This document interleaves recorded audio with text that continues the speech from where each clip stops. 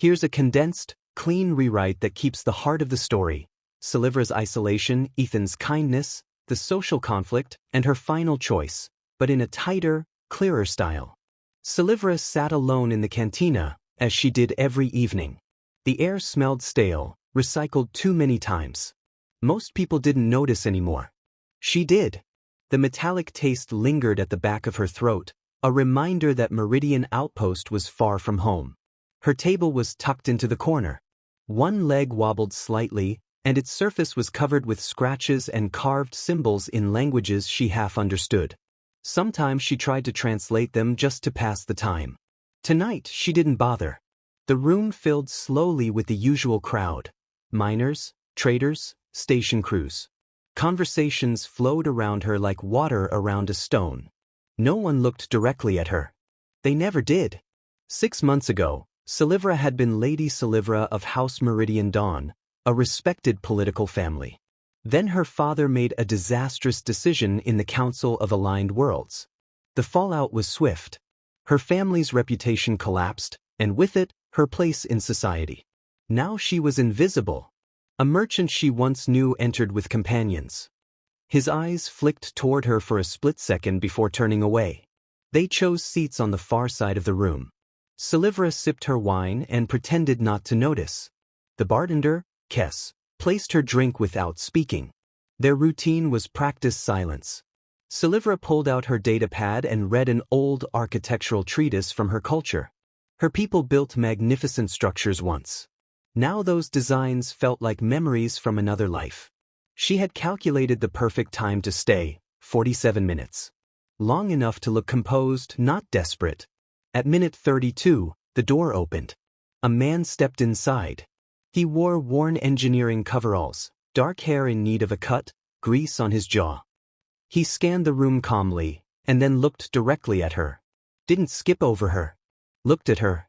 Her ears twitched in surprise. He walked toward her table.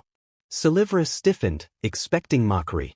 "Excuse me," he said gently. "Mind if I sit? I'm new, and everywhere else looks complicated." The cantina was half empty. She blinked. "Your vision isn't affected by gravity fluctuations, is it?" He laughed. A warm, honest sound. "Fair question. I'm Ethan Vale. Environmental Systems. I'm trying to figure out how the station is still breathing." Something in his tone felt genuine. She gestured to the chair. Their conversation began awkwardly, then grew easier. Ethan asked questions. Real questions. He listened when she explained station infrastructure and Kixian engineering notation. He didn't talk down to her. Didn't look past her.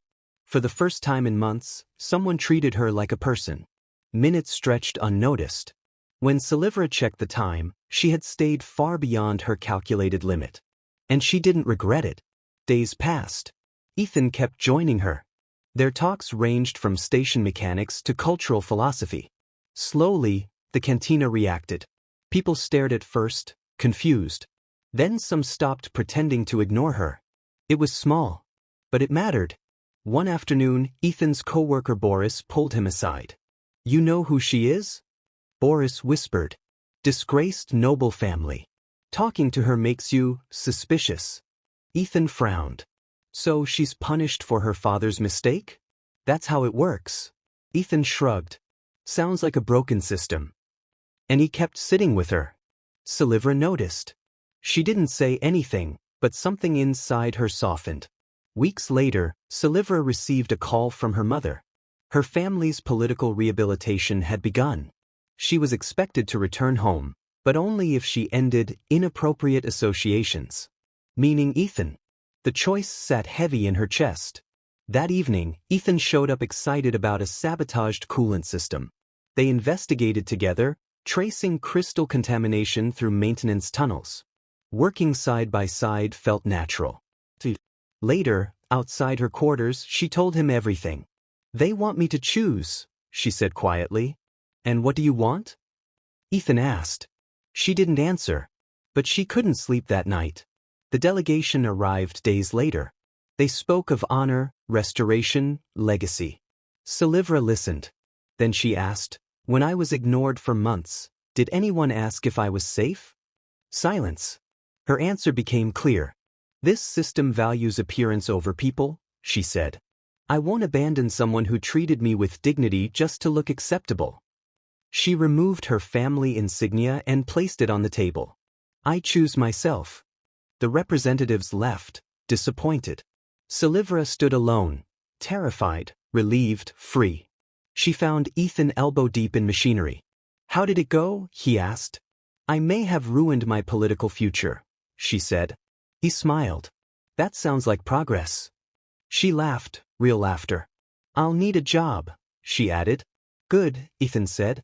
We need someone who understands both culture and engineering. That's rare.